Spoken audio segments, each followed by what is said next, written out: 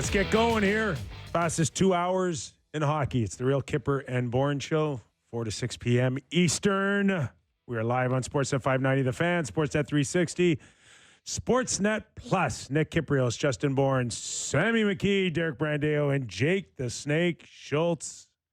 It is the Leaf Hour edition. Game 2 of the Stanley Cup playoffs for the Toronto Maple Leafs. They look for their first 2-0 series lead since when, Sammy? 2002? No idea.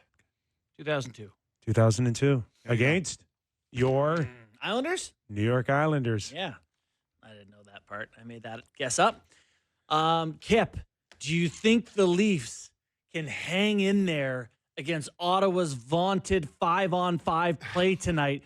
Can they weather the storm from this elite The most dominant firebrand offense? The most dominant 6-2 loss in NHL history. Oh, you guys got all your analytics. Holy. It took 24 hours, but you guys are loaded with 5-on-5 analytics. So how bad is Ottawa? No, the Leafs are terrible. Ottawa is the greatest Didn't 5-on-5 you read team. everything? Ottawa? Oh, yeah. Ottawa's dominant. That's all the numbers today. Where were the numbers all season for Ottawa, 5-on-5? They were Top- 31st, I think, in the NHL. But Yeah. last game, No, forget last game. Where were they during the regular season? legitimately, I think they were 31st. Okay. I got a disaster over here. Oh, Sam's got a coffee Sammy, meltdown. you're showing jitters. Didn't game one clear all that up? Coffee usually doesn't help with jitters, but I've just made a mess here. I put too much. So the I have to Ottawa pour out of a Senators, cup into another they cup. dominate. They're getting a split tonight. That's what you're telling I'll me. be clear on what I'm insinuating. Okay. There has been a lot of talk about how good Ottawa was Yeah, last game. I mean, Travis Green kind of set that Yes. table for us in his post game. And Tim Stützle came out and said we were really good at 5-on-5, and most of the analysis about the Sens and how they can win tonight is about controlling the 5-on-5, and they're this great 5-on-5 team. I'm being sarcastic about it because the Leafs won last game by 4 goals. Yeah. I thought carried the play, good power play, and I thought packed it in defensively. I don't know. Maybe Ottawa is going to dominate them again at 5-on-5. But I'm just surprised at the narrative around even the betting lines have shifted in Ottawa's favor after a 6-2 Toronto win. Leaf fans weren't too happy after the game, right? Yeah. About I know our Hockey Night in Canada crew came out post game and talked about Ottawa playing fairly well, I think. Well, do you think that narrative pissed off a lot of Leaf fans? And I don't think it was their fault. The panel, they just highlighted individually good things that both teams did. And Ottawa had a couple in a row where it was like they did control the run of play in terms of shots and attempts and all that sort of stuff, and were physical. And there were good things in the game for Ottawa for sure. It's Leafs fans being like, we won everything biased in our favor. So when you see a 6-2 score, you think dominance, right? Do you think you think the Leafs didn't get enough credit for a 6-2 score? Well, I just think if you look at how the Leafs closed the season out, I think in their last 16 games, they were 13-2-1. And they carried something like 40% of the shot attempts. They, in terms of ozone possession time, the other team had them by a few minutes every game. And it kind of became clear what their identity was. Their identity is a high-danger team, protects against giving it at their own end, wants to create it at the other end. If you know analytics and you follow it, score effects have a big hand in things. And when it was close after one period, even after 2 periods, the Leafs were ahead in some of these numbers. So, yeah, eventually you pack it in and the numbers change. But anyway. Tonight, I think there's been a lot of hand-wringing from Leaf fans speaking about them. Is it different? Feeling different? Different has been the biggest sort of conversation with Craig Berube going into this playoff. For me, tonight, with another victory, it is different. Stats are for losers. If they win tonight and it's 2-0 going into a Thursday night matchup in Ottawa with 50% Leaf fans in that building, it's a different feel. Maybe it's just a different type of heartbreak. I don't know. Does it have to look like it's kind of looked in the past with great goaltending, shutting down defense, block shots again in game one? I don't know what they were, like 19, 20 block shots. Like and which scary over a long playoff trying to do that, but fairly consistent on the look that they've had. Mm-hmm. Like another look like that says to me, Sammy, that would have a different feel. Yeah. For sure. Yeah, and the Leafs with all 5 healthy D, and not to cut Benoit out of that because he defends the net front hard. They do a good job at that thing specifically. So I wonder what the date was where we came in here and Berube said we need to get back to our identity. And we said, just a question, what is it? Yeah. It became pretty clear after that. Yeah, it did. With Stolarz. Yes. And Wall. I mean, Joseph Wall played well too. Yeah, very well. I do think that this is going to be a much different game than the first one. Well, it's going to settle. That's what's going to happen here. That whatever Ottawa went through, we won't see 6 power plays for the Toronto Maple Leafs tonight. No, certainly not. I think we're safe in saying that. Yeah, it's very uncommon. And I also think you're not going to see 9 hits from Tim Stützle. Ottawa threw 56 hits in game 1. Toronto, I think 30. I don't think Ottawa's a 60-hit team every night. I think it is going to be different and much more hockey-like. Yeah, okay. The first 10 minutes of the first game of the playoffs at Battle Ontario, everybody's juiced up. Everybody wants to run into each other. I think there's still some of that in game 2, but once you get to game 3, game 4, it turns into much more of a hockey situation than it does in the first couple games. So we'll see how much it settles in tonight, but it was a physical game on Sunday. Let's go to our first Kippers Clipper of the day with Craig Berube's thoughts on trying to go up 2-0 in the series. Yeah, well, you get a lot of desperation from the other team for sure. We're going to get a good push from the Senators tonight. We know that. They're going to be better tonight. So, we talk to our guys. We got to be better. We're going to do things better. And, you might not get all the power play opportunities you got last game. There you go.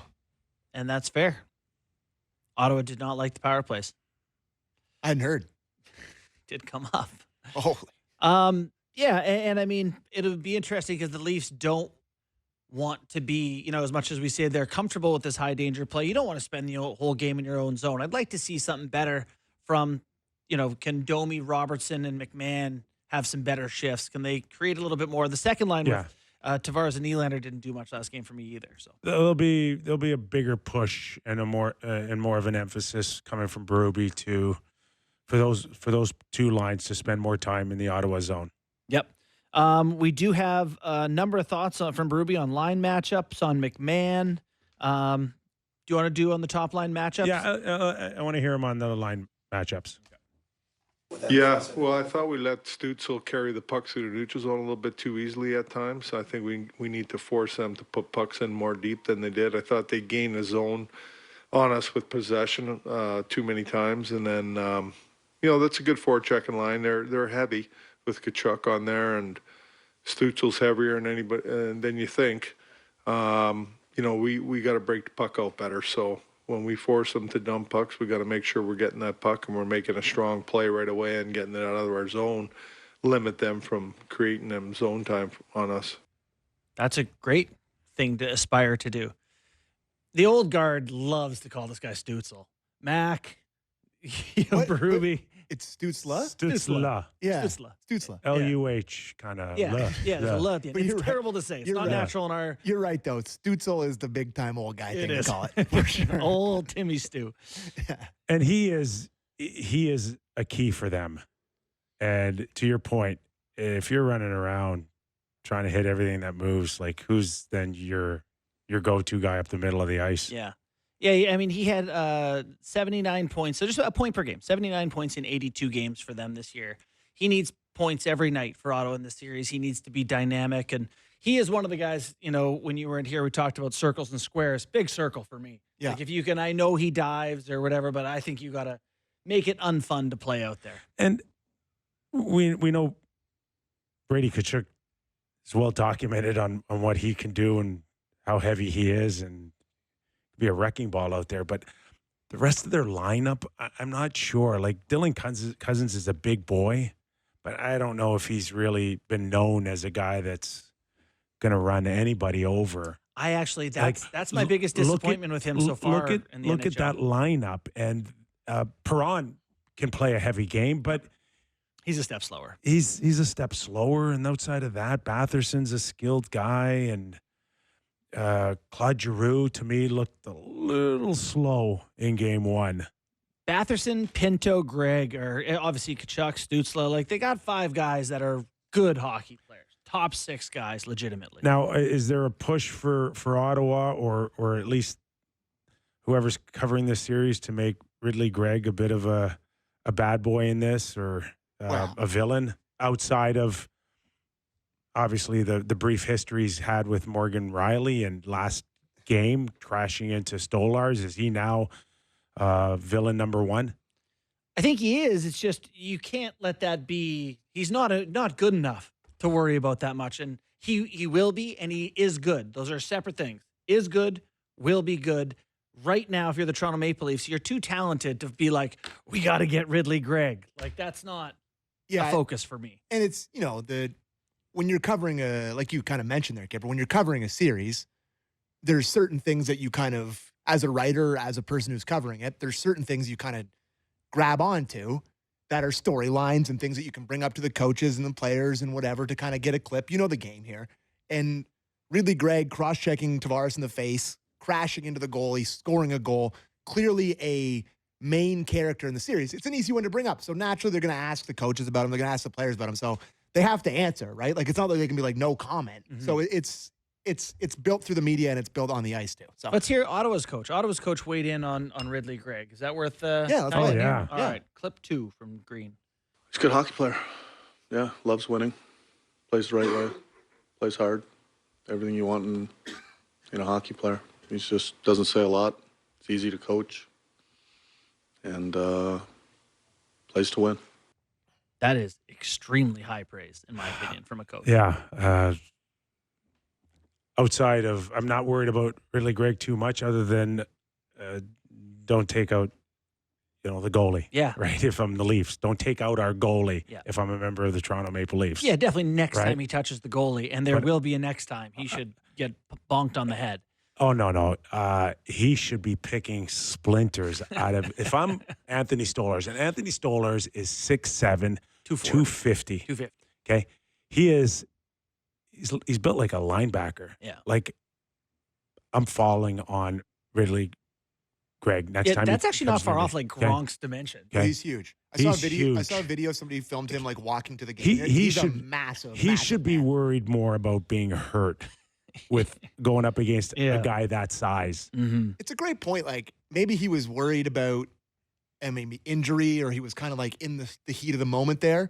But they were up big in that situation. He was playing great. He absolutely had like a freebie there to take one on Gregg. Hammer him, punch him, do something to him. But it's just kind of the heat of the moment. Was it Markstrom who took a swing at a Carolina player and hit his own missed. player last night? It's good to see him swing, but got to know what you're swinging at. Allmark was slashing too. He slashed Domi in the butt in game 1. Like, the goalie's allowed to kind of cross-check and hit. So Stolars didn't scale. Go ahead. Was there a little bit of a panic when he didn't go on the ice? Yes. Oh, yeah. No, for real. It. You didn't have a moment of, oh, God. In the playoffs, it was Joe Wool to me last year. No, because I had heard he was fine. Okay. I had heard prior to that there were no issues after the game, and I don't know if anyone else kind of felt that way, but that was my first thought.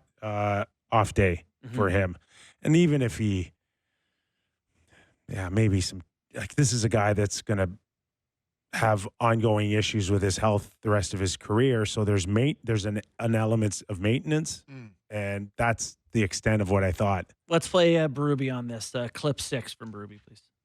No, it just rest, and then he gets his work here this morning, what he needs, I think, with goalies. It's a little different, I thought that, he had some good work in that game. And, he had to be sharp. He played a lot of pucks, and he was busy.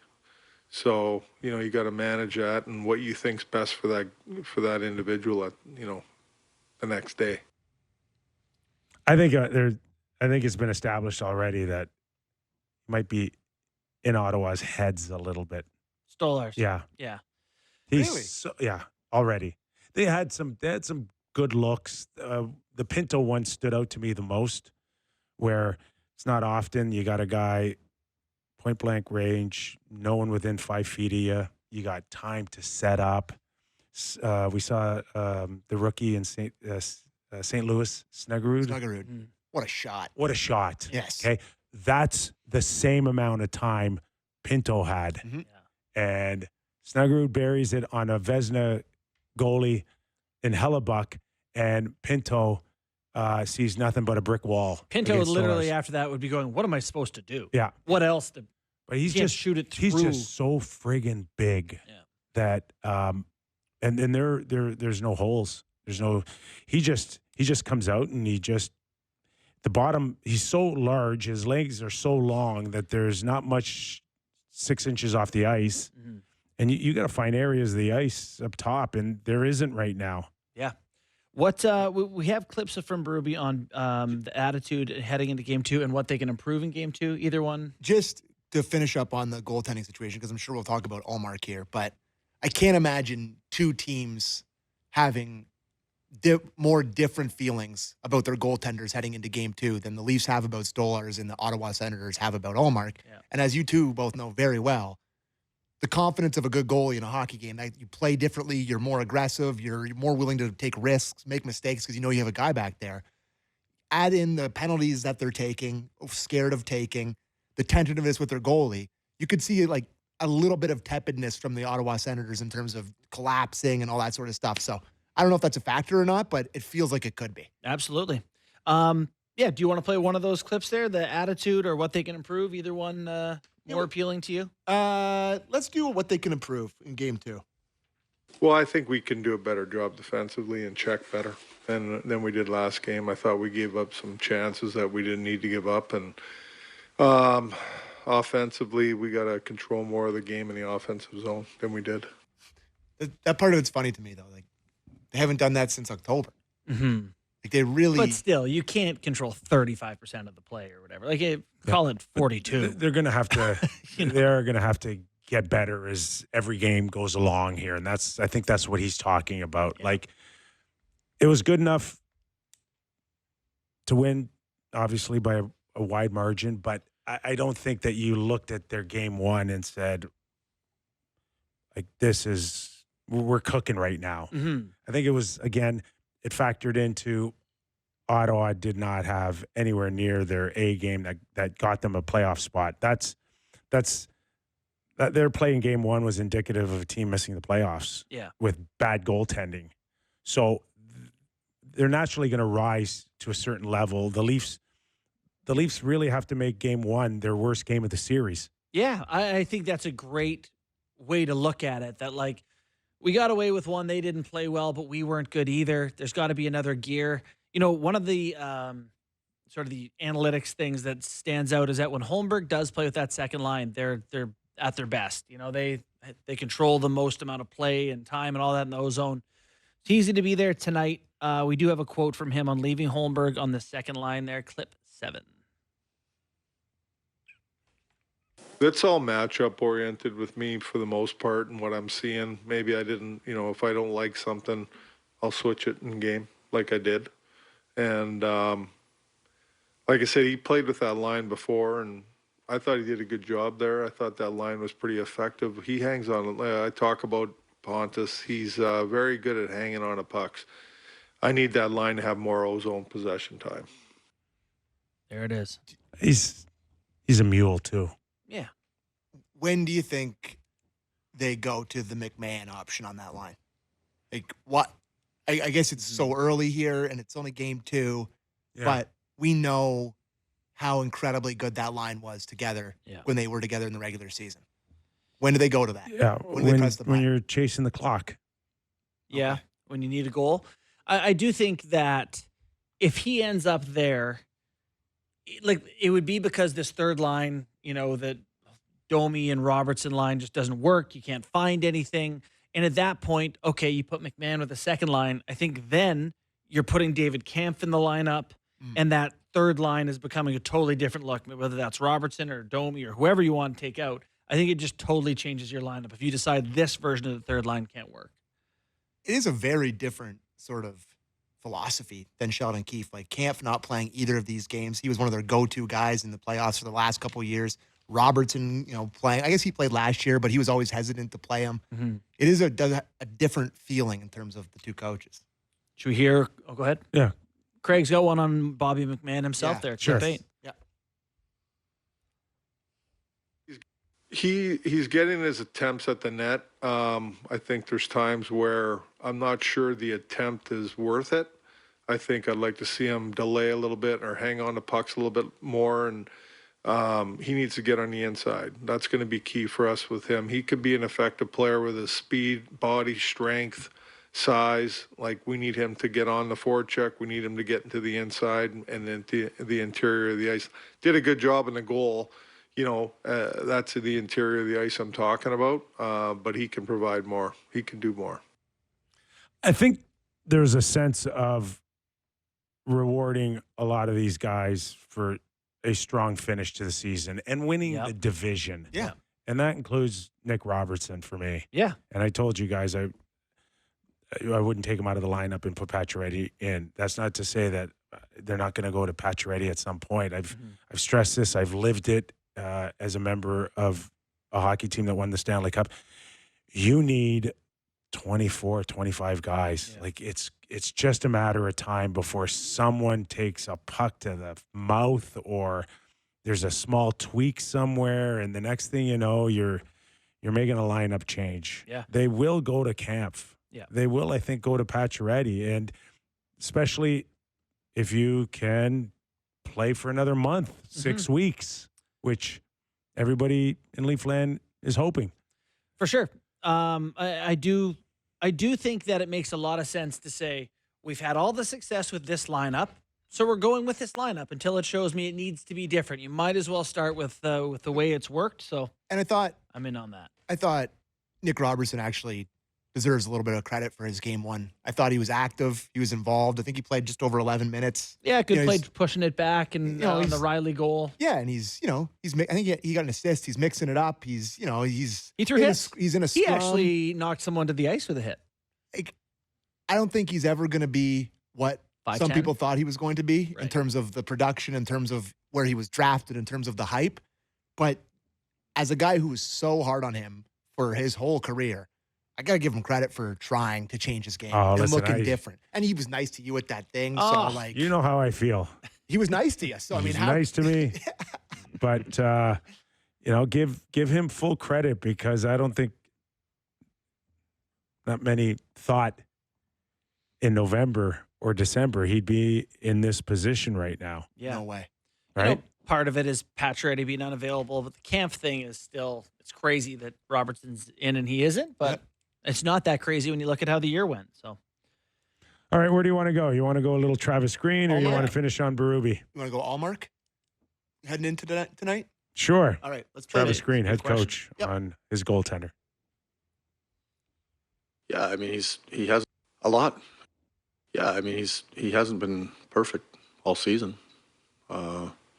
He's always bounced back and had good games. He's a great goalie in the league. I'm expecting him to be good tonight as well, much like the rest of our team. he said he needs to have a memory of a goldfish going into tonight, but there's pressure on him now. What? Nothing. You're just thinking of the curled up goldfish. No, I'm thinking of a guy that is outwardly making it seem like he's not overthinking things, where it's like, don't write in the papers that I'm upset kind of guy, Yeah. where he's just like, he's not trying to seem phased. But I got to tell you, look at those playoff numbers. And I don't know, seeing that first game, I don't know how all the guys in his team and his coach and the fans are not in full panic mode about it. He could play great tonight. He was good against the Leafs last year in the loss against the Bruins. When the Bruins lost the Leafs, but There's got to be some panic amongst. there is a Ottawa. big difference going to the rink and not knowing, and What you're a gonna get. big difference in, obviously, sport. You never know the outcome, but like, you have all the confidence in the world that this guy's it's easier on your mind, your psyche. Like, Ottawa, those guys are coming to the rink going, boys, if he doesn't show up, we're done. Well, there's how no does that thought. affect how they play, right? Are they desperate, laying out out of position, trying to make sure they don't get shots and chances? It can have an impact. It's simpler than that. Yeah. Yeah. It's just, if he's no good, we have no shot. Yeah, it's true for everyone. I know, but but they feel it. Yeah. They feel it, and the Leaf players don't coming to the rink. Yeah. Right? They say whoever is in our net, we feel very comfortable with. He's- It could be either guy. He's got to build that up, starting in the first minute, and he's got to build up some cred back for his hockey club. And yes, he's done it before, and there might be a level of some guys going, he'll show up, but not to the extent of the other team right now.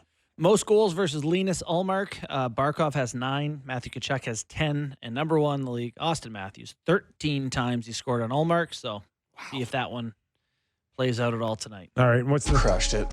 what's the thought on Nick Cousins here? Well, because, he got asked if he was going to play tonight, if he potentially was going to come into the lineup. And this was his answer. A lot. Oh, yeah. A lot. He's won. He's played in pressure situations. He's feisty. He competes hard. He's an aggressive player. There you go. Kind of strange, and had some experience, with the Florida Panthers. Didn't play in game 1. Mm-hmm. I think it might have to do more about his knee than maybe a coach's decision, because that one didn't make much sense to me. Not feeling 100%. Tough to be really aggressive, the type of game he plays when your knee's not feeling good. He played all 5 games against the Leafs in 2023. And scored a couple goals, did he? Yeah, he not? scored a rather big one down the left wing. Shot it past Joseph Wall. A certain bearded man screamed in his face right after. Yeah. It was Cousins that scored the overtime It winner. was. Yes, it was. I don't know who could remember that. I don't do So- details. There's been a lot of questions about Tkachuk today at practice. All the players were talking about the Brady sucks chant, and, they were all defending him. What are you expecting from Brady tonight, boys? It's a great question and an important question. I think he's a gamer. Brady Tkachuk is not going to go away. Some of these guys, you lean on them and it doesn't quite happen for him.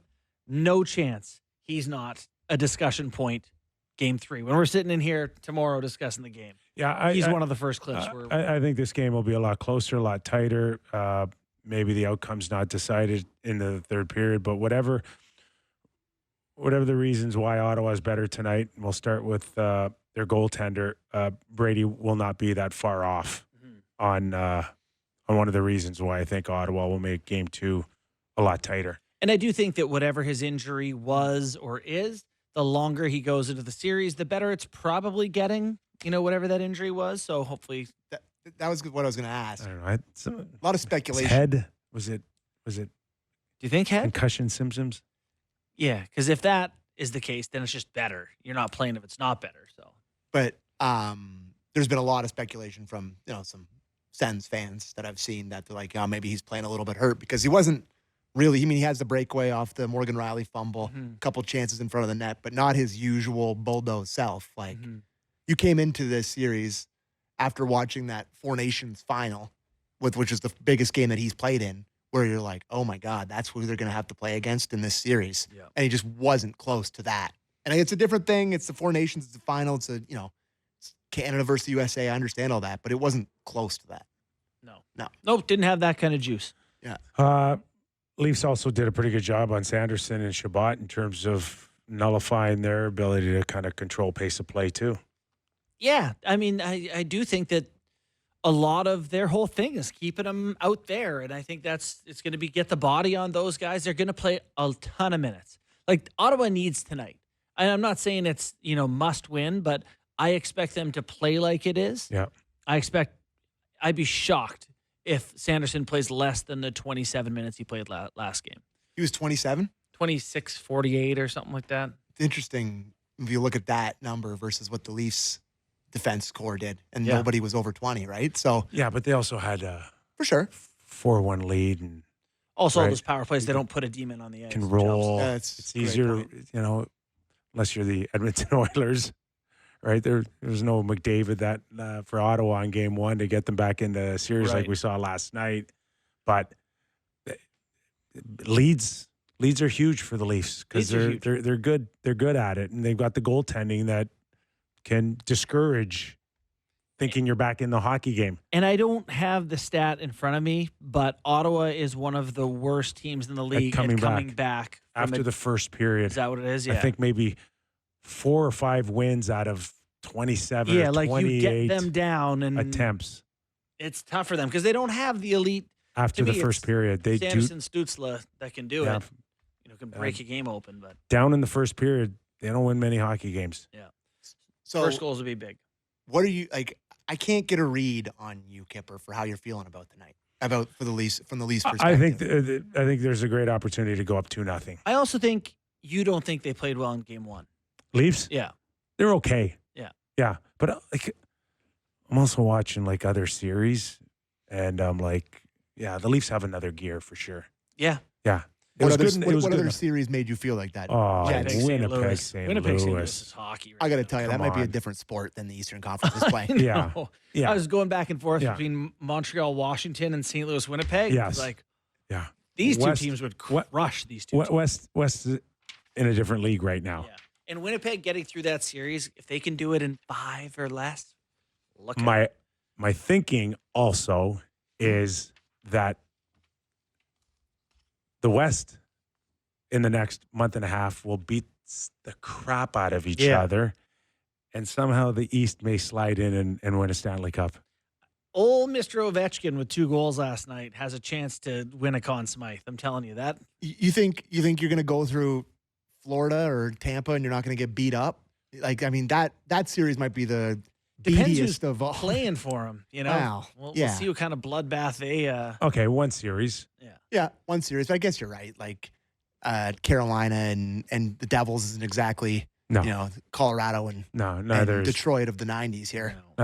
is Washington, Montreal. But hey, as far as the Leafs are concerned, they just got to work on getting better, and that's what in the playoffs you do. You do grow. You grow as a team over a stretch of 2 months to try to win a Stanley Cup. Before we go to break, do you want to hear Green on his team heading into tonight? Yeah, let's play Travis Green. Clip 1. I expect another pretty good game. I thought 5-on-5 our game was good the other night. I'm probably going to say a lot of the same things I said in here before. I thought we were a little nervous at the start of the game, and probably won't be as nervous tonight to start. But when you start the first 2 games on the road, you're hoping to get one of them. We're hoping to get tonight. Very true. Win tonight, it's a win. Everybody's hoping. Yep. There is a lot, and God, this word is terrifying for Leaf fans, but there is a lot of optimism about this after game 1 and even before the playoffs started about how they're feeling. And I thought that you really saw it with the crowd at Scotiabank Arena on Sunday night. I thought it was an excellent crowd. People seemed genuinely excited, not tepid like they have been in years past. I think that place will be on fire tonight. I really do feel that people are genuinely excited. And it's not Easter Sunday now this time. Like it's a different crowd. I feel like it's going to be a really, really good crowd. So we'll see. All right.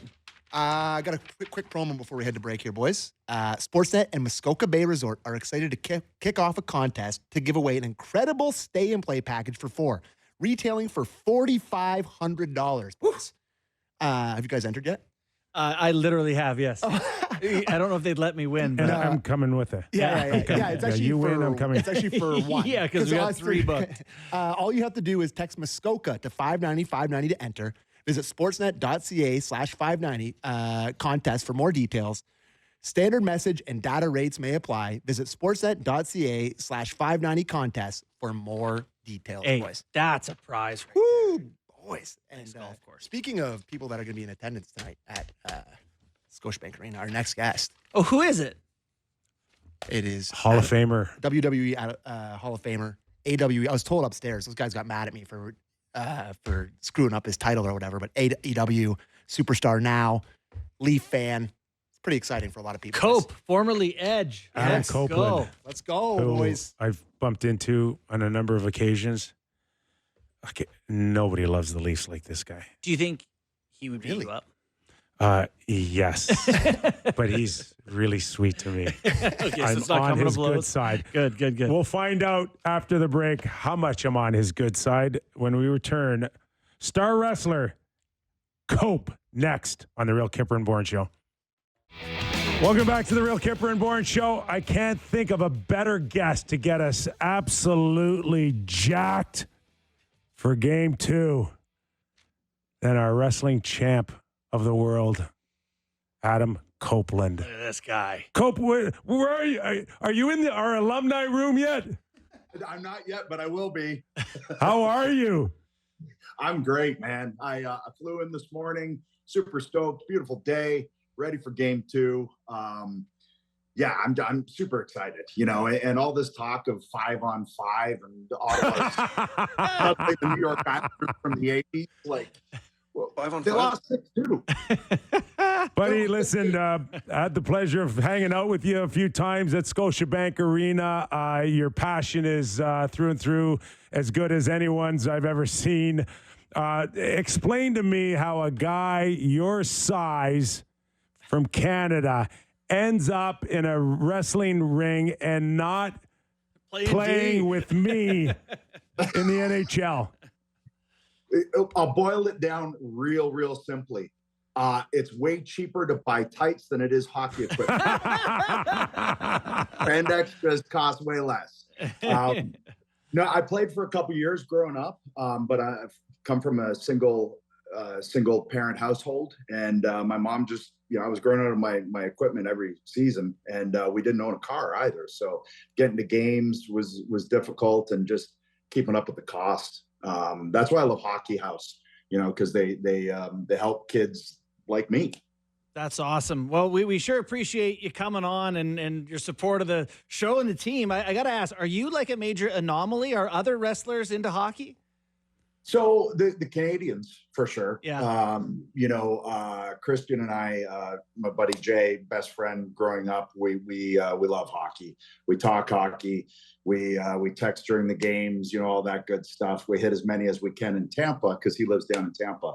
And then I make the forays up north here to come back home. So the feature I saw, I think, was with Stephen Brunt. If I'm not mistaken, it was at your house with all the memorabilia. That's North Carolina, if I'm not mistaken. Yeah, I live down in Asheville, North Carolina, and my wife and my two daughters gave me the bottom back room. They said, you were allowed to have this. Do with it what you will. And I decided to turn it into my Leafs room. So I've goalie masks from Wayne Thomas through Paul Matier all the way up to Wool and Stolarz now. Where are you finding all of this stuff? Oh, dude. Like, I went online and found a chair from Maple Leaf Gardens. Like, I scour. I have way too much time on my hands is what it boils down to.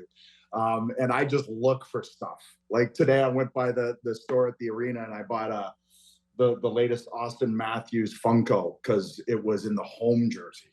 And That is awesome. Gotta have it. So you spent time, then you watched all those Battle of Ontarios from years past. Do you enjoy this version of this Leafs team, which I think is a little bit more physical than they've had the previous core 4 years? Yeah. So at the beginning of the season, not that I'm like that guy to give myself a pat in the back, but anybody who would listen, I said, it's a different Leafs team. If they buy into Berube's system, they're not going to be as exciting, but they're going to win games. Yep. And that's been the case. I'll take a 2-1 win over a 6-5 loss any day. And the physicality, the D that they have, I think, is that and the goaltending and Berube, to me, are the biggest differences. And then you get a guy like Nice up front, and people don't talk about Tavares' physicality. I will just spend games watching Tavares when he's on the ice and no one else, just to see how he separates himself, and keeps the puck away from guys. Yeah. He just has this innate ability to do that. And I love that he potted, 38 this year. I love that. I really think this team and I say it every year, but I truly do feel like this year with Berube, with the D, with the goaltending, it's a different animal this season. So I'm not going to ask Adam this question. I'm going to ask like Edge or Cope this question. Okay, Ridley Gregg's driving hard to the net. Oh, I'm taking that off. And you're the goalie. What is going to happen to Ridley Gregg? He's going to eat a forearm. Or a block. So like, if I see that dude coming down, the blocker's coming straight out. Oh, the waffle. He's eating waffle. Yeah. That seems totally reasonable. So Especially with Stolar's at 6'7". Like, Gregg's got to be careful because he'll get his head taken off by Stolar's. So what do you expect tonight? What's your feeling going into game 2 here? Well, I think the Sens are going to be far smarter than they were in the first game. I think you saw a lot of playoff nerves, and you did see the fact that the Leafs have, been in 9 straight years. They had poise. I think Ottawa is going to be better because they won't take those stupid penalties. I still like to think, though, that that's the Leafs kind of game. Like, if you get into a tight checking, low-scoring game, I don't think the Leafs really care. This version of the Leafs really care if the opposition has it in their zone. I really don't, because they got Chris Tanev and they got Jake McCabe and they got, they got a good core and Carlo and I really love the defensive core. I really do. I miss Jake Muzzin, man. I miss Jake Muzzin, but him in this D core would have been ugly. You're feeling confident that this is shaping up for a 2-0 series lead after tonight? I mean, I will always, come in on the side of Leafs and say, yeah, they're going to take it. That's just, no matter what kind of season they have. I mean, I was a fan through the Ballard years, right? So if you maintain your fandom through that, then this is like unicorns farting rainbows. This is amazing. Hey, all kidding aside, did you watch and listen to our show, or are you just telling me that to be nice? No, I watch.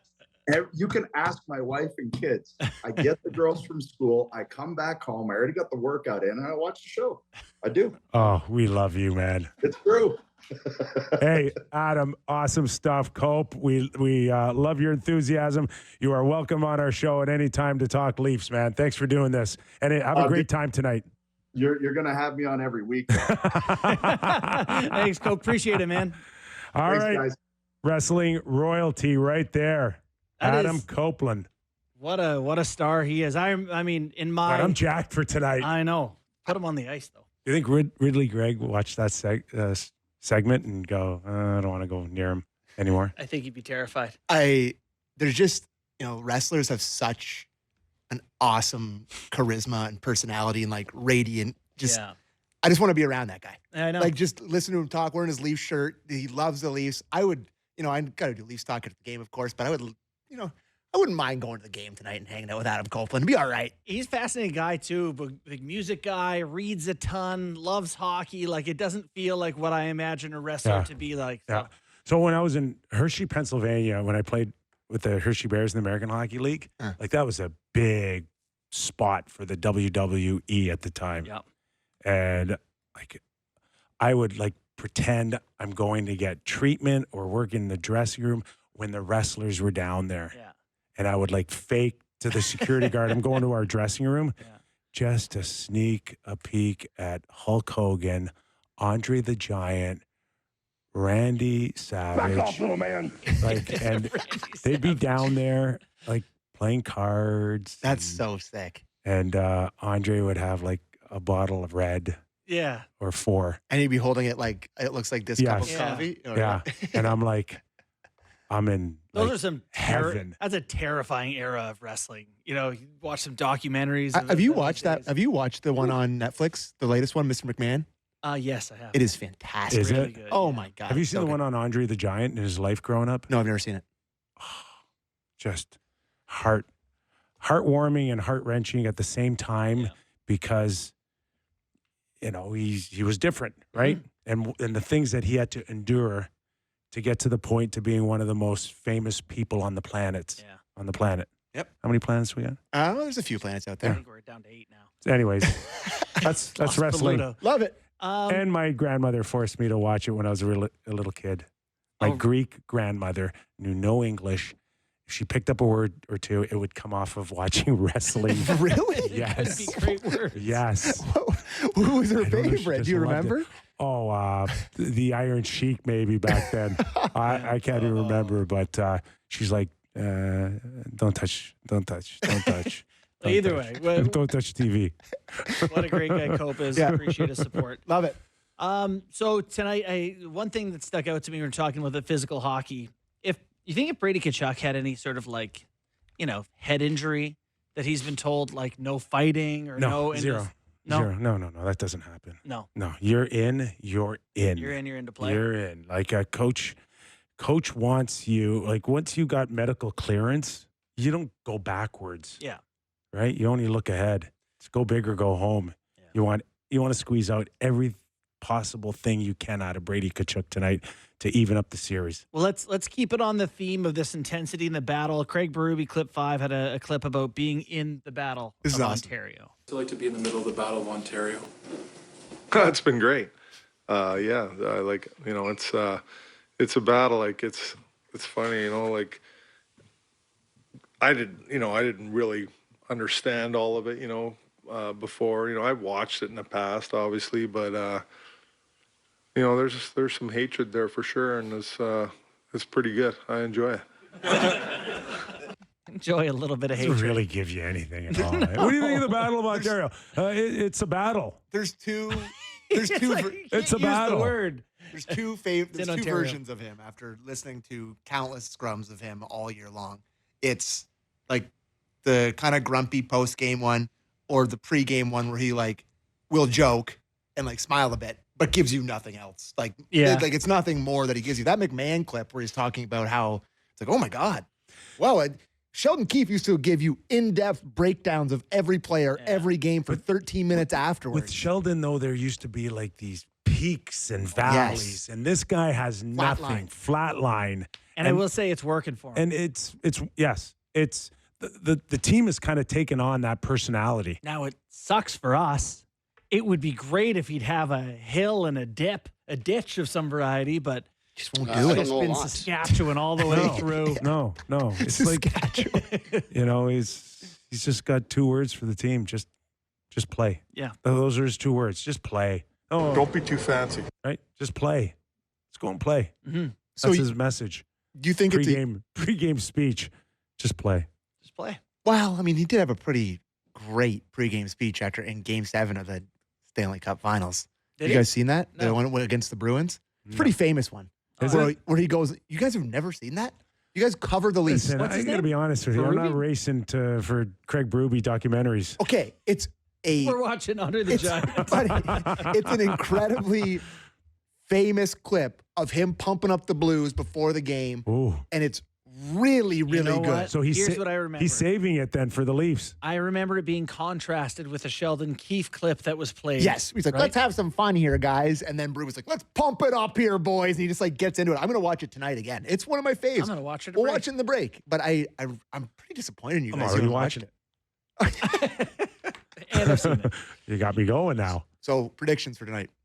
I want to go maybe 3-2 Leafs, maybe an empty net 4-2. I was going to say 8 goals scored last game. I think you're looking at 5 goals tonight. So however you want to divide them up, I think it's a close one. This is going to test my heart. 2-1 Leafs in overtime. Ooh, low scoring. Kerfoot scores or who? Who do you got? You got Allmark playing a good game then. Yep. All right. Goldfish Brain will be good.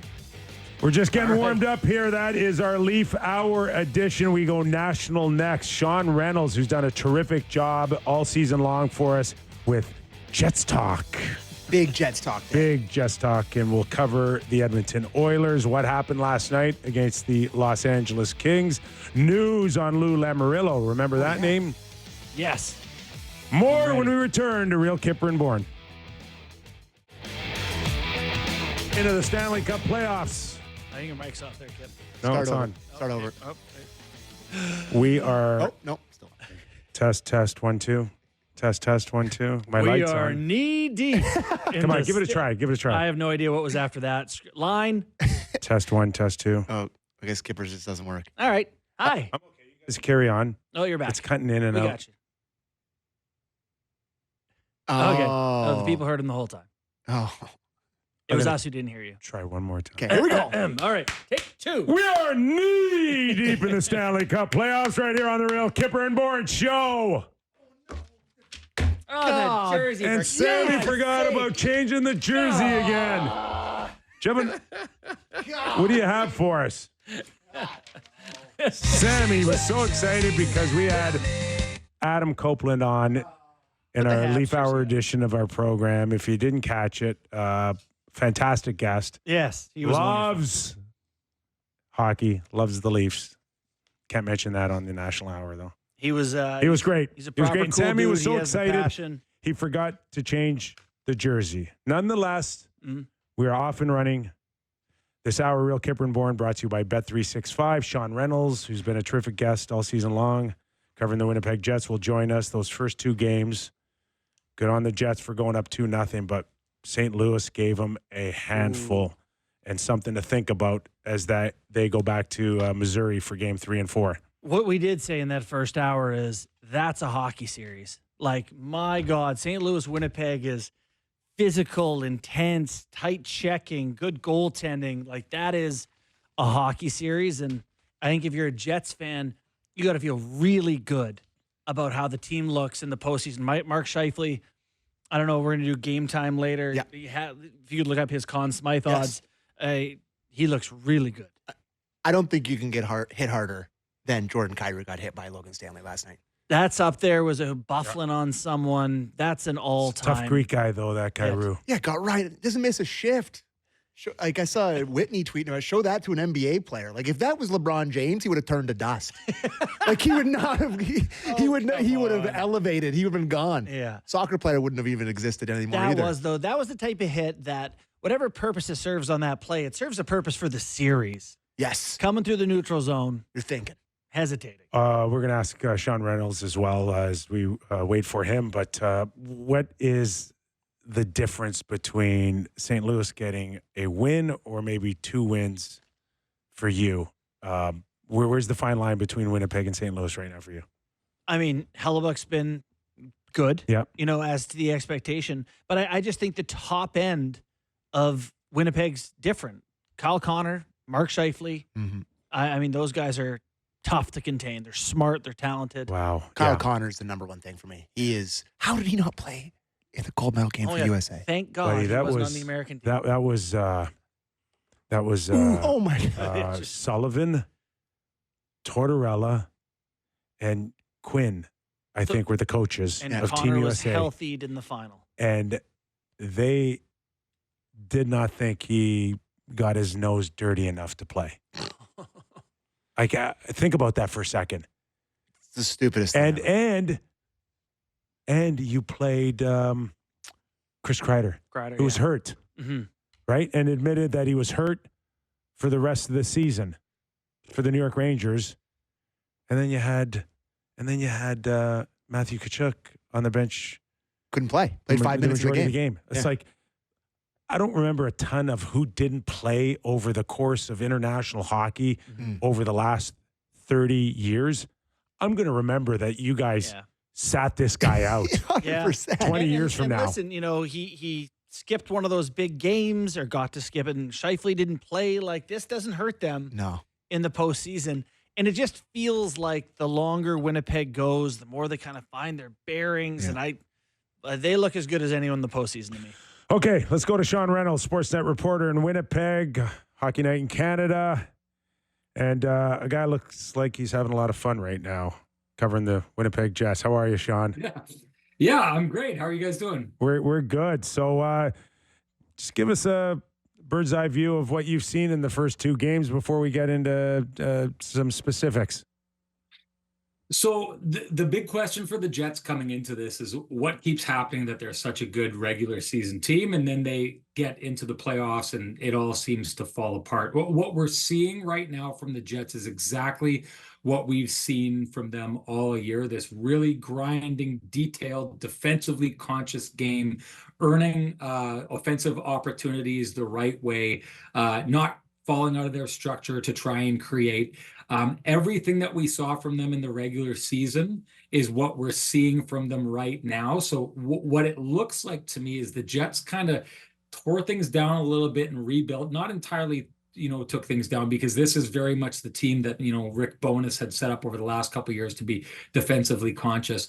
But what we're seeing is that the Jets went through the season and built a game in the regular season that they thought, if we take this game into the playoffs, it's going to give us success. And that's exactly what we're seeing. These last two games that you've seen the Jets play, I can point to 5, 6, 7, that's lowballing it, maybe 25, 28 games that were exactly like this in the regular season, where they're either tied and grind their way like they did in game 2, grind their way to a victory, or like we saw in game 1, fall behind in that game.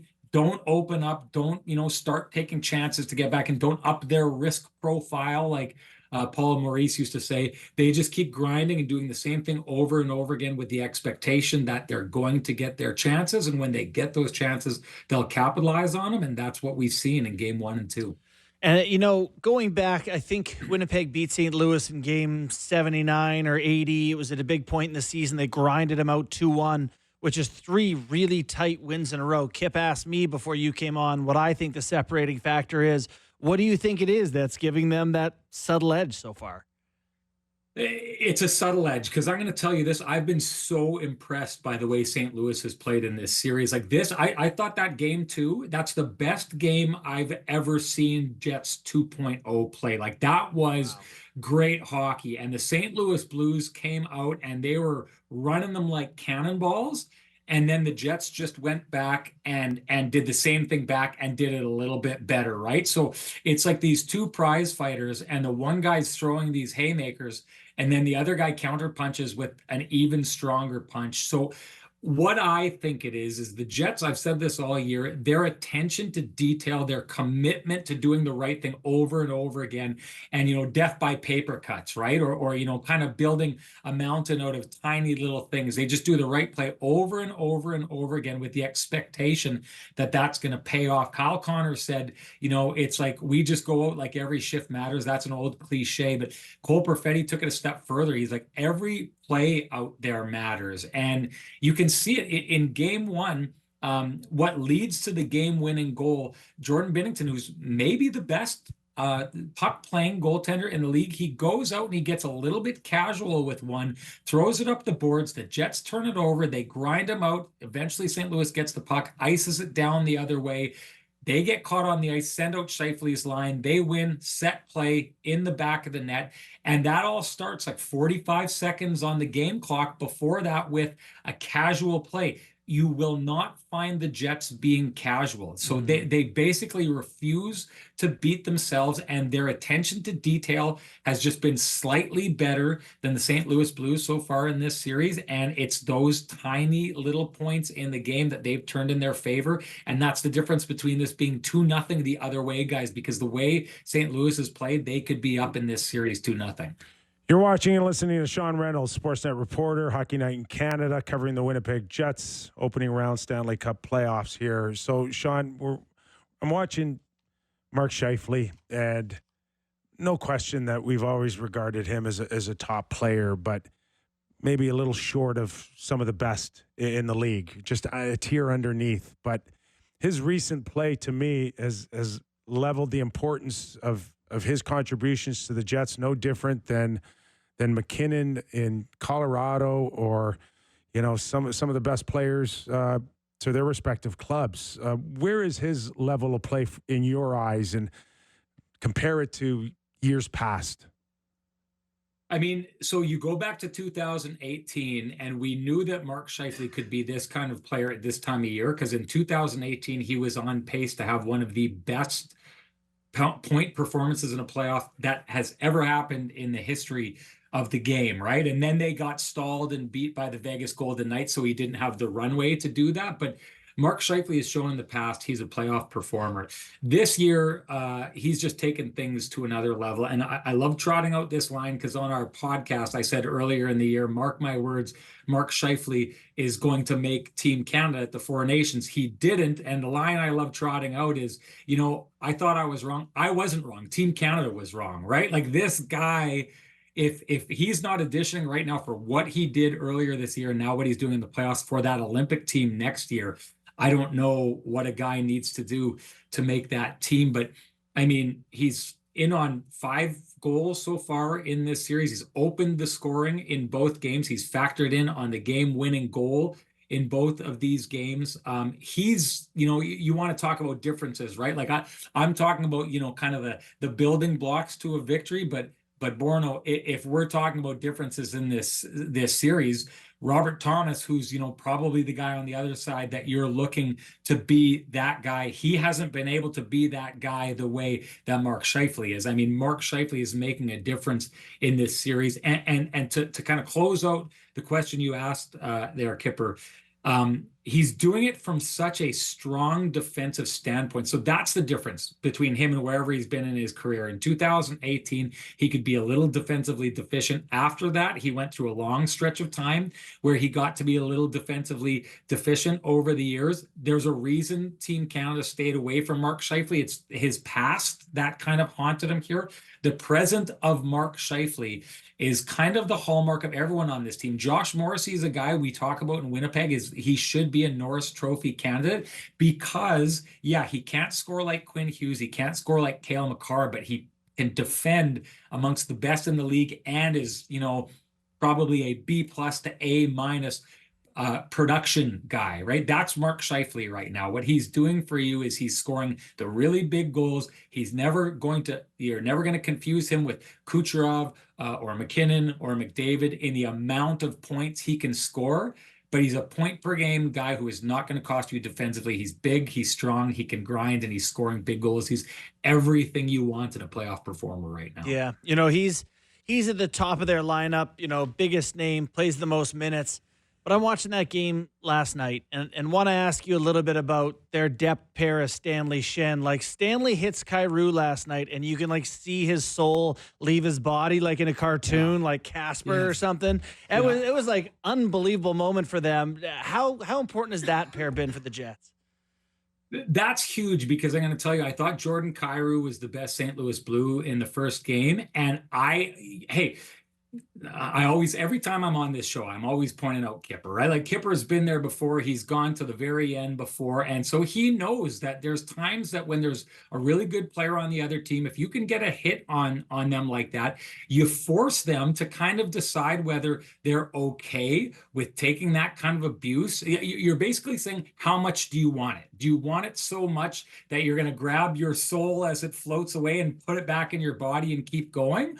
Or are you going to kind of scale back a little bit? I thought Jordan Kyrou scaled back a little bit in that game. He wasn't, he didn't seem as interested. He didn't seem as at the center of things. He seemed to be a little bit standoffish after that. I'm going to be watching for him in games 3 and 4 to see if he can get re-engaged to the degree he was in game 1. But back to that pairing, Logan Stanley is a guy who, a lot of fans beat on this guy throughout the year. He's makes a lot of mistakes. He's been mistake prone. People have wanted him out of the lineup. The Winnipeg Jets saw something in him. Their coaches saw something in him. And this is what they saw, right? They've got Josh Morrissey. They've got Neil Pionk, who can be like the offensive production guys. They've got Dylan Sandberg, who can be that quiet shutdown guy. Dylan DeMello, who's just tidy, takes care of his business. So now you got a third pairing. What do you want to do with that? Well, they went out and they got Luke Shen, and they went out and they kept faith in Logan Stanley. And now they've got that pair that who can change games by making the other team look up when they're trying to cross that blue line, not, be so open to be offensive and creative. They're trying to survive against those guys out there. And I think one of the things here that has taken Logan Stanley and really fast forwarded him down the stretch is, if you're going to learn from guys around you, who is Logan Stanley learning from to play a 6'7" big guy game before? It's not Josh Morrissey. It's not Neil Pionk. All of a sudden, Luke Shen comes in and is like, hey, this is how you block shots. This is how you punish guys. This is how you get the timing down and right. And all of a sudden, those guys are scary to play against and affecting the series. Hey, the Blues in both games 1 and 2 went out and tried to run the Winnipeg Jets out of the building. They were doing a great job of doing it. The Jets didn't back down and actually turned it in the other direction and punished the St. Louis Blues. And that pairing is at the tip of the spear when it comes to doing that.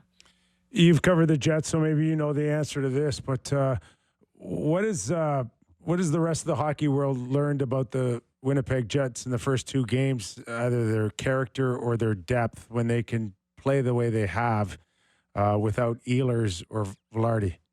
Yeah, I don't think anyone ever learns things on the outside about the Winnipeg Jets because it always comes back to the same lazy tropes, right? Like you'll get journalists who come in from out of town and they'll go to Scott Arniel and they'll ask him this question that was applicable 5 years ago, but they'll ask about this team being, is this a team that leans on goaltender Connor Hellebuyck too much? This is the best defensive team in hockey. Right, the way they've played this year, and you could see it. That first game they played, Connor Hellebuyck, he doesn't have his feet underneath him, allows 3 goals on his first 10 shots, and then the Jets say, you know what, you just don't get to shoot on him anymore. Sorry, but we're shutting it down. This end of the ice is closed. And so you don't need Connor Hellebuyck to be on top of his game to win that game. In fact, he can have an off game, and they're still going to find a way to win it. So I think the thing that people don't realize about the Jets, and they should, because they've won the Jennings Trophy twice. They finished 4th in the league last year. They were first down the stretch and then kind of fell on their face and lost 8 straight games when there was 16 games to go. What people aren't realizing about the Jets is when it comes to that cohesiveness that, when players, every Stanley Cup champion I've ever heard before have talked about their coaches making it easy for them, right? I know what my role is. I know what I'm supposed to do. The Winnipeg Jets right now, I think, are the most cohesive team out there. Everyone knows what they're supposed to do. Every guy is in a spot to support that guy so he can do what he's supposed to do. And it's interesting, guys. I take a look at a team like LA that's a great defensive team, and I see that comeback that the Oilers pull on them last night. And all I'm thinking in my head is the Jets would never get caught in a situation where there would be that drastic of a comeback against a team like that. Now, I'm saying this right now, and it could burn me down the stretch, and please have me back on the show and make fun of me if that happens, guys. Love to. But I'm telling you right now, the Jets are so unbelievably detailed and dialed in. They win that. Here, you want to talk differences in this series? It's the third period. They've owned the third period when a team needed to elevate their game, and the game's right there for the taking. The Jets step up, shut things down defensively, and then go grab and take the game. There's no other outcome, guys. The Jets were going to win those games. I don't care what bounces happen. I don't care what calls are made by the referees. The Jets were going to win those games because the style of play they played was one that was not conducive to St. Louis pulling those games off in any way. This is Jets talk. So let me get into my curiosity, because I see a team that is playing playoff hockey, top to bottom, good goaltending. Like, I see a team with real potential for a run here. How close are Ehlers and Velarde to being able to be a part of this? So Velarde is wearing the yellow non-contact jersey. We'll see tomorrow if he's graduated out of that jersey. Nikolai Ehlers was week to week, so he's just a big fat question mark. There's nothing I can add to this that is going to be of any value to you or your audience. But what I will say is, guys, I honestly don't think it matters, because Alex Iafallo goes from the 4th line and he goes up and he's an impact player down the stretch for this team on that line with Mark Scheifele and Kyle Connor. That line is not tailing off. They're winning this series, and they're doing it with Alex Iafallo. Are they a little bit better with Gabe Velarde? I think they are. Velarde is just a little bit better at doing that. But back to the point, it's the structure that is the true strength of this Winnipeg Jets team, and all of these players on this team know how to play within that structure, whether they're on line 4 or line 1. So there's one guy on this team. There's one guy that I said when he got injured, this is going to cause this team problems, and it's Dylan Samberg, because Dylan Samberg is like a human wet blanket. And when he goes out there and you get really, really good players who set up the defense like, chessboards, and they open things up and they open up that backdoor tap in pass, they'll throw it through, and 4 guys on the Winnipeg Jets will be fooled by it. And then out of nowhere, the stick of that big 6'5" guy will come out, break up that pass, turn it up the ice the other way. He is, I've said this before. We all saw with Jacob Slavin how important that role is at the Four Nations to have that shutdown guy. He is the most unheralded guy in the league right now for how good he is defensively and how one-man band he is when it comes to shutting things down. Other than that, the Winnipeg Jets are a team that it's plug and play. Hey, if you were watching the game last night, one of the nicest plays was pulled off by David Gustafson, who usually doesn't play and pops into the Jets lineup and almost pops the game-winning goal. Like Rasmus Kupari can come in and do this. Dominic Toninato, I can list off a whole bunch of black aces that your audience is not going to know out there. They can come in this lineup and they can be an impact on that lineup because everything is so defined. Everyone knows how to play their roles. Their team as a whole is what makes them good, not the individual. Sean, one more for me, and that's just over the course of history in Winnipeg with the NHL, the whiteout has never felt better about their hockey club. Yeah. Okay, you nailed it. I wanted to talk about this with some people. I missed out on it on our podcast last night. Back in 2018, the Vegas Golden Knights, to a degree, broke the whiteout, right? Because that year, I'll still say it, the Winnipeg Jets were the best team in hockey. They were cruising. They beat the Nashville Predators, who were the President's Trophy winners in 7, and they thought they were going to win the cup.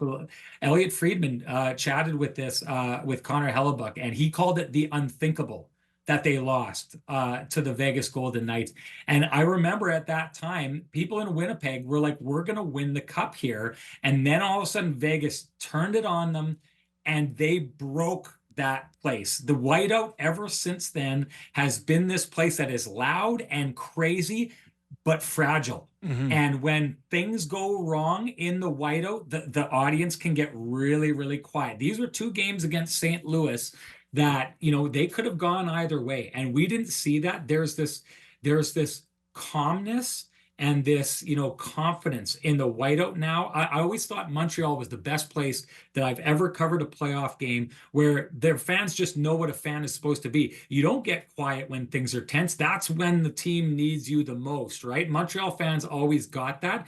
Winnipeg was the ultimate place, and it almost worked against you because you're so over the top loud, and then things get tight and everyone goes quiet. It's not happening this year. There's a confidence to the whiteout this year. It's different this year, guys. It's affecting the team on the ice. It's affecting the opposition in the way that you saw some of those young guys taking, bad penalties in that first game. The whiteout is the best version of itself right now, the same way the Winnipeg Jets are the best 2.0 version of the Jets I've ever seen.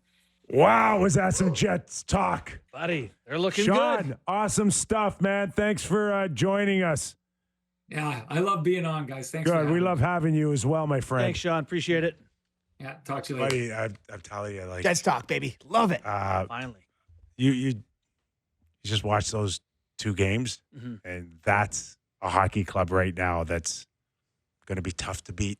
They had a lot of guys that were just a bit better than everyone thought. It's like Sandberg, better than you thought. Pionk, better than you thought. Who's the other D that he plays with? I don't know. DeMello. Better than you thought. They're pretty solid all the way through, man. Like, we put that Capitals jersey up there because I was just rushing because I forgot the jersey again. But good planning. Thank you. Habs and Caps play last night, and we exchanged texts being like, Blues would spank either of these teams, it feels like. Like, the Blues are such a good, that's not your normal buzzing. 8 seed. No. But the Jets are just the best team in the league. They're doing everything they can. They just can't gain an inch. I love that Jets talk. Do you want to do game time, or do you want to talk Lou before we do that? No, go game time, and okay. we'll pick up Lou after the break. Okay. Let me get my sheets here. It's game time, presented by Bet365. Visit the app for latest odds and find out why it's never ordinary at Bet365. Must be 19 plus, Ontario only. Please play responsibly. So you wanted to check in on the Conn Smythe thoughts, which I love doing throughout the playoffs and the way too early check-ins after 2 games in most of the series. Who do you think the favorite is? Well, I mean, before the playoffs started, you're talking about No, right now. It's right now. McKinnon? It's live odds. McKinnon. McDavid. The favorite is Connor Hellebuck, 12 to Hellebuck? 1. Oh, I'd go Wow. Scheifele. I'd go Scheifele over So him. the top 5 faves here are Connor Hellebuck, Nathan McKinnon, Sebastian Aho is the third favorite. How do you get How does there? he sneak in? Wow, I guess he had a great. Jack Eichel. I guess they got to have somebody on one of the teams that looked great in the first game. Jack Eichel, Alexander Ovechkin at 22 to 1, Cale Makar 22 to 1, McDavid all the way down at 25 to 1. If you want to get Mark Scheifele, he is 40 to 1 right now. Now is your time. This feels right now Yes. like we're having the conversation about the Leon Draisaitl thing that we had earlier in the year. Yeah. 40 You to think 1 it's for got Mark a Scheifele. chance. Yeah, 40 to 1 for Mike Scheifele. Some of the other names in there. Matthews 28 to 1. Mitch Marner is 30 to 1. So they're both around the same. What's Kyle Connor? Kyle Connor is 30 to 1 as well. Oh, wow. So there you go. Some of the games on the ice tonight. There's 4 games at very weird start times tonight. I don't know if you've seen some of them, but it's 6 p.m. puck drop, Carolina and Ooh, Devils. 35 minutes. The Golden Knights and Wild, they start at 1 a.m. basically. It's 11 p.m. puck drop there. The Leafs start at 7:30 at Scotiabank Arena. Heavy favorites tonight, minus 165. And I've talked about this many times during my Bet365 segments. A prime spot for any Leaf fan listening to this for a happiness hedge. You get the Ottawa Senators at a plus number. It's a big game for the Leafs, so make them feel different if they win this game. You're happy either way. Plus 140, the Ottawa Senators. We're not happy, but at least you get a little bit of, some financial reimbursement for feeling Pay you for your sad. pain. And the last one I'll bring up, Tampa and the Florida Panthers get their series underway tonight. We'll talk about Matthew Tkachuk potentially playing or not playing. Minus 115 Tampa, minus 105 Florida Panthers. They think it's going to be a tight one. We think it's going to be a tight one. So that gets underway at 8:30 tonight, Eastern. So You think they're going to Matthew be playing Tkachuk late. plays? Yes, obviously. Yeah. We'll go to break and we'll discuss that. Okay, let me finish this off okay, here, go. fellas. That was Game Time presented by Bet365. Visit the app, latest odds, and find out why it's never ordinary at Bet365. Must be 19 plus. Ontario only. Please play responsibly. So we're going to take a quick break. When we return, big changes in the island. Maybe some expected it, but yet somewhat of a surprise still. Yeah. With an executive decision there. Also, Elliot Friedman referred to something about the league not being very happy or concerned over long-term IR guys coming back to play. Maybe that had a factor in Evander Kane not playing in Edmonton. We'll discuss that as well, including some sound from Lane Hudson with the Montreal Canadiens losing in overtime. Block. And Knobloch from the Oilers on their disappointing loss after coming all the way back. So plenty more on NHL News and Notes. Do not go away. That is an order. Welcome back to the program. As a reminder, this hour of Real Kyper and Bourne brought to you by Bet365. Last night, just me and the TV and the remote was a lot of fun. Romantic evening. It was really fun. And you know what the best part of my night was? I texted you guys at about 10:30 and got feathers. Oh, 1 a.m. You texted 1 a.m. Feathers. You guys up watching this? And On I what got nothing. planet would I be up watching this? Poof. Okay. Feathers I got out of you. What do you I'm the old guy. I'm the guy that falls asleep, not you guys. I fought hard. I was on the couch I got a little too comfortable. I should have sat up. It was one too many eye closed. I got halfway through the second period and I opened my eyes. I'm like, oh, it's 3 a.m. The text at 12:39 on the Wallman play. It hit glass. What hit glass? Waking up at 6:30. Like what? For the record, I watched it this morning. Okay, let's get into it. I thought I saw the glass kind of wiggle a little bit. I think it hit glass. It hit glass. But here's the but. You're not sure. Nope. And you're not supposed to guess. But the way You're the supposed to puck know. moves after that area, it implied glass to me. But it is pure speculation. Okay, let's start there. LA Kings, Edmonton Oilers, the start or the lack of it out of the Edmonton Oilers for pretty much 39 minutes and 55 seconds. Mm-hmm. That's when Leon Draisaitl scored a goal, 4-1. Little hope there, but your overall thought of Edmonton's slow start and ultimately losing game one? You know, I am so fixated on what McDavid did to get them back into that hockey game. Like that goal you just mentioned, where he's wearing Anze Kopitar and unfazed, like he's got him around his neck like a scarf, you know, outmans a big man, and then just to know where to go with the puck after that. They score under 10 seconds left. All of a sudden, it's a hockey game. And then he's got Byfield on his back later and does the same thing. And they're down a goal with a minute left, and he beats everyone wide and out-muscles and what an absolute freak show. Yeah, it was. Performance. The goals he set up were just tap-ins, like the gimmies of all gimmies for his teammates. Corey Perry's tapping it in from the blue paint. Primary assists. Yeah.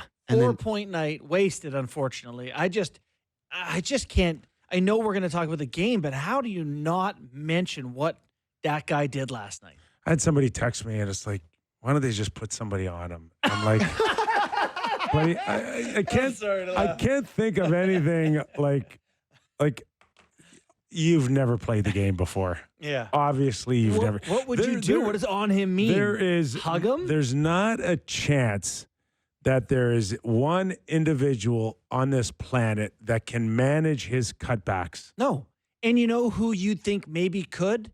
Anze Kopitar or like Deneau or Byfield, like big, strong, experienced NHL vets. They can't move their feet like he moves his feet. That's the key. And the strength on the edges. Right? And it's just, you can't. Now.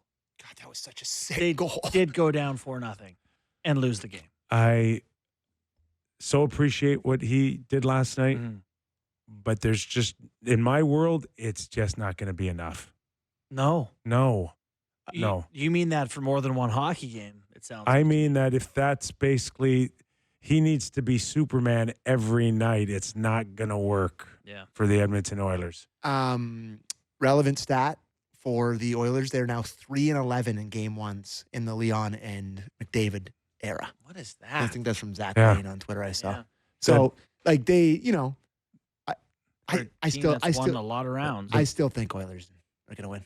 Oilers? You do, eh? I do. Yeah, I do. I look at that blue line and I see essentially starting game one, you're down to 5D, maybe 4.5. Yeah. What did Josh Brown play last night? 5 minutes. But he played. He majority of those minutes came after you thought the game was over at 4-0. Oh, is that right? And 4-1. Yeah. He can't play. Yeah. They have no confidence in him. So now you're down to 5D. And then what do you think of Eberson? Right? I like him. Okay, but what did he play? You know 10? who would help? 11 minutes? Philip Broberg would help. Right? Sorry. He would. Yes, he would. You can't play. You can't play NHL hockey starting game one in the first round with just 5D. It's almost like the point you're making here is that, you know, it's always been like power rankings of guys they can't afford to lose, and it's McDavid and Draisaitl and then Ekholm. It's almost like Ekholm is right there with maybe Draisaitl. And I like Wallman. I do. I think there was an element of him trying too hard. I did not like the roughing penalty he took on Philip Deneau when moments before that he may have gotten away with one, but you're not getting that type of aggressiveness in front of the net to pull a guy away from your goalie also twice. Borderline one on that on Lafreniere. I always get him mixed up with Lafreniere, but he hammered him borderline from behind at the end of the first period, right before they scored the goal. Yeah, like I'm okay with that. Me too. Call. I am too, but but to your point, in the Leaf game we saw that called. Oh, right? That was a way more I mean, that was kind of similar to me, but I just think it is, you know, it's a bad sign that Bouchard played over 28, Nurse over 25, Kulak 25 minutes, and that's just the way it's going to be. You know, no decision on the starter for game 2 from Oblak. The other thing that kind of so Skinner conversation has to happen. The other thing that kind of bothered me too is that they tie the game. Excuse me. And I think on the telecast, it was, I think maybe Jack Edwards or Jack Michaels, sorry, made a reference that Edmonton is really going for it now, right? And I did see that, and he was right in saying that, but not to the point where you get beat up the ice. Danault is, miles behind. Why is he the next jersey up the back? Because they're going for it. Yeah. And I think Bouchard caught a little flat-footed, and maybe he thought I'm going to wait for my one opportunity to get a puck to the net. But there's just no world that you can let Philip Danault beat you up the ice. Mm-hmm. And it was a crappy floater, fan flub, crappy way to lose. But look at 37 go to the net. Who's that? Warren Fogle. He was on the Oilers last year. And Draisaitl was probably the closest to Philip Danault. I don't know if you could hit one worse than that in score. Yeah. But it hits the middle of the net. Maybe you want the goal. After everything you've done, you got to take it to overtime. Of course you do. You need to regroup. Right? Make LA sit but there and go. Do not get beat up the ice like that. But okay. It's a crappy way to lose. You're right. The goaltending thing is big. Like that one, you can say can't see it. It's a weird knuckler through traffic. It hits the middle of the net and it's going. I know. 30 miles per hour. Because Skinner is. That's classic. It's classic fandom, but goalies are always in the crosshair come playoff time if they have a sheet. I think there's some bad ones clearly in that game. You can't let in 6. I saw some stats that the high danger chances were way in favor. Like they were just giving up way too much. He's going to steal on. Yeah. But 6 can't enter the net in the first game of the playoffs, right? You need a couple saves. You think there's a lot of pressure to put Evander Kane in? Well, he probably would have played game 1 unless the league is sniffing around for you just talking. See, I know Elliot reported that last night that there might have been a little gun shy of putting him in because the league might be, but I'm like, okay, he's a $5 million player. We've watched Kucherov at 9. We've watched Stone at 11. We've watched now Matthew Tkachuk at $10 million, and Edmonton's scared to put Evander Kane in. But I think it depends. Do you have documentation that shows that this guy couldn't play 82, but he can play 1? Multiple surgeries and injuries. This guy's got a file this thick on his injuries. Right, but can you show that he couldn't play game 82 or 81? Can Florida? I don't know. Can all of them do it? I don't know, but they must feel like they can't. We're in the same boat, so let everybody come to the table with proof. Why are they not scared and we're scared? What Friedge is saying that they're being asked to show why. So play them and then answer their questions. 100%. Everybody else is doing it. Matthew Tkachuk, right? Matthew Tkachuk is about to show up. He's a $10 million guy. Yeah, he plays for Florida though. Oh yeah, it doesn't exist there. They have different rules. Yeah, they have different rules, and they get to have a full week and a half off before their game to make sure he's in perfect shape, ready to go. Listen, play him if you wanted to play him, and that's not the reason that you played him. Yeah, that's a bad mistake. Gary's precious Golden Knights have been cheating for 4 straight years, and no one said a thing. Unless there's other reasons why you don't want to play Evander Kane. I used the stupid time hop app, which tells you what happened on your phone a year ago, 2 years ago, 3 years ago. 1 year ago is I've got a screenshot of a Kelly McCrimmon quote being like, talking about who would have came back for them. Stone, right before playoffs. And saying how chief medical director talks to the surgeon, our medical team. They have access to all these documents. The system's legitimate. People are fully involved. It's it's all in the up and up. And it's like, we all kind of know that that's not true. Yes. We all kind of know that the doctors can say, it's up to you at some point, right? That's playing with pain, coming back from injury. At some point, it's like, if you say you're not ready, I'm not going to say you're ready. So if he's ready, put him in. What are you going to do? So anyway, I think you'll see Kane next game. I did see some clips of Tkachuk from morning skate that people were sort of hypothesizing that he didn't look necessarily right. I'm not sure that, an NHLer. Well, no, I'm not sure an NHLer is going to go full tilt for his first 2 strides of morning skate. No. I don't think that's necessarily going to determine how he feels. So And what did they see on the video? That He's just skating slow. Using a cane. He got down on his knees and he did the marble stretch where you look like you're playing marbles. The reason I say that is because I The tweeted out a marble snarky thing about him playing tonight or whatever, and a million mentions. Oh, look how he's skating! Like, I don't know. it's the first 3 strides of morning skate. Yeah. Like, he's probably gonna. He plays tonight, you think? Yeah. Yeah. Yeah, I do believe he plays tonight. Wow. And they're not worried about dressing him and answering any questions. Yeah. All right. All right. Edmonton wasn't the only team that crawled back and couldn't find a way to win. The Montreal Canadiens, similar situation. Mhm. Not as big of a score to crawl back from, but they were right there in the thick of things going into overtime. Yeah. And then if there's one knock against a very talented player in Lane Hudson, it is his attention to defensive details, and may have cost him game 1. You know, that is the thing with this Canadiens run, is that the purpose it serves, and I heard Marty St. Louis talk about this, is get these guys into these games and into these moments so they can feel the pressure and see, you know, how every little detail truly matters. Because this is why coaches are so obsessive over, I'm not as interested in showing me what you can do. Show me you can not make mistakes in big moments. And, you know, Hudson is certainly going to get there.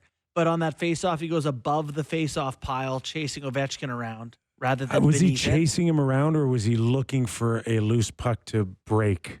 Oh, I think, well, yeah, you're right? right. It's a loose puck. No, So he's on the chasing wrong it. side. He's chasing it, thinking he's going to get a jump off out of his own zone. And it's look, a little when- difference. when you can almost beaver tap a puck, Ovi wanted it so badly. Yeah. He knew he had the time and space. He batted it out of the air. That's a tough one to lose seconds off a face-off. First ever overtime winner in playoffs for Ovechkin. That's crazy. I know, that is crazy. But, I mean, they got sort of a marginal icing call, and they got stuck with Demidov, Yeah. Laine, Yeah. Hudson, like not their defensive Yeah, I think players of choice. I think Newhook caught a little flat-footed off the face-off as well.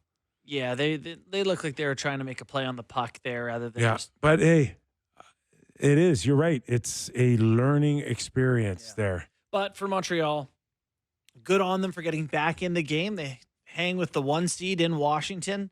I think, Game 1 win would have yeah. set them up so nice to go home at the worst split. I do feel like the bad part for the Canadiens here is you didn't win and you got their attention, right? Like the Caps are like, okay, Exactly what I was going to ask. This is bad, right? I think it's bad. It's bad that they were like, If the Caps just go out and they win 2-0, they might go into game 2 being like, all right, we're just the better team. But I think Montreal got their attention. Nick Suzuki. What a dog. Score more big goals, buddy. Like, it's Yeah. impossible. And, I mean, Logan Thompson didn't really cover What himself was in that? glory. Like, I think Suzuki looked up and he was like, there's no one in the I'm net. going to shoot it in there. Yeah. It was great patience, though, that he didn't just rip it into the traffic there. Took a step to the inside. How'd you think he looked coming back from injury, Thompson? Okay, I've seen him better. Yeah, I agree. Right? Yeah. Montreal does look at times small to me. Yeah. They are. Yeah. Especially compared to that Yeah. Caps team that's just full. Like, I mean, you have Pierre-Luc Dubois and Tom Wilson. I out know. there cycling the puck against those guys. It's tough for them to get a It's touch more on that it. your most important people are small. Caulfield, Yeah. Suzuki, Hudson, Caulfield. Newhook. Ovi gave him a good run, too, Yeah. in the corner. Hammered them. But I do think as they get older, you know, Slav's a big dude. They got Jack-Eye and Struble, and they got some guys that are good size. Lou. Lou Lamoriello will not have his contract renewed as president and general manager of the New York Islanders.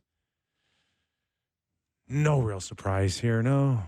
I guess the only surprise is like, you know, kind of Teflon Don thing with him. Like it just feels Well, like he always. The one thing that I did kind of hear was that a lot of people discouraged the New York Islanders to do it in season and to wait till after the season because Really? it's Lou. Yeah, to let Lou. And it's a respect thing for one of the he greatest deserves that. executives in the history of our sport. Yep. I got to So say, if that's the case, you can see it. towards the end, last few years, there's moves I disagree with. I didn't like their deadline, yada, yada. But his career is incredibly impressive.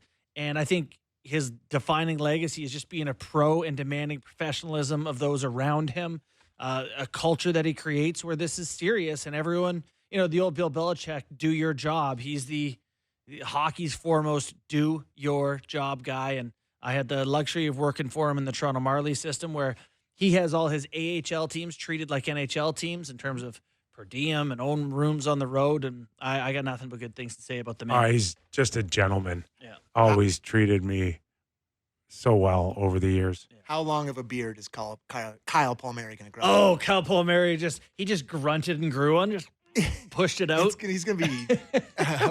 Is his deal done? Palmieri, yeah, no. yeah.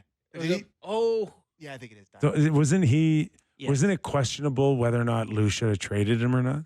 it was not questionable. He should have traded him. But I believe that's because they had term. Let me just quickly pull this up. Palmieri, he's a UFA now. Yeah, that was That kills me. So right. that one bothers me. PA Toronto, JG Peugeot. But to be fair to Lou, he, as a parting gift, an absolute home run of a trade for Brock Nelson, getting that Richie out of Oshawa, who's starring for the Generals right now. He's on fire. He's a first-round pick. Unbelievable. Like, that is a really good trade for an expiring UFA after he tried to sign him. Yeah. But you got to give him credit for that one. From our old friend, Steve Dangle, I saw this on Twitter. If Lou Lamoriello is indeed retiring, a little perspective, Lou's first season as head coach of the Providence College, head coach of Providence College, began several months before Joe Sakic, who was 55, and Brendan Shanahan, who was 56, were born. Yeah, he's been in it for That's almost long 6 decades of hockey. That's crazy. I wonder, though, like, when you've been around the game on a day-to-day basis like that long, what retirement could feel like for him. I know what you're saying, and I can't see him not being a special advisor to pick your team. Someone will pay him to come in once a month and say, hey, what do you think? Give you my opinion? I would love to have your opinion. Please. Lou wants nothing to do with that. No. Hold on. You think he wants another job? Lou is Lou. Lou is...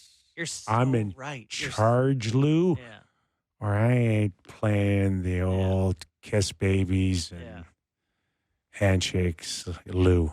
I got bad news for guys like Lou. Eventually, it doesn't go your way. Eventually, the most powerful men lose their Chicago Blackhawks, Lou Lamoriello. But, authority. We don't have to be 83 for that to happen to us. It's happened to us already. Absolutely. It's a credit to him that this conversation's at 82. Yes. Let's be clear. He rules. It's just, but Sportsnet's already treating us that way now. You get to a point where and we're 30 years younger than Lou. You do not have the power you once had, and no one wants to give it to you. Last quick note for our Vancouver audience. Our friend in Vancouver, Rick Dollywell, tweeted out that he's been told that the NHL is not looking at any tampering charges against the Canucks. Buddy, Jim Rutherford. speaking of well-respected men, it's a good point. Jimmy Rutherford. Yeah, it's a good point. Okay? Yeah. He Enough just said. flirted with you. Enough said. He winked at it. We want to talk about somebody else doing that. You got a different conversation. Jimmy Rutherford, no problem, buddy. Love it. All right. Just like that. Told everybody, fastest 2 hours in hockey. Bam. Real Kyper and Bourne show. All right. Our thanks to Adam Copeland, who joined us, and Sean Reynolds. Enjoy your game. If you can't catch us live, download us on one of your favorite podcasts. We're always around. Have a great night, everybody.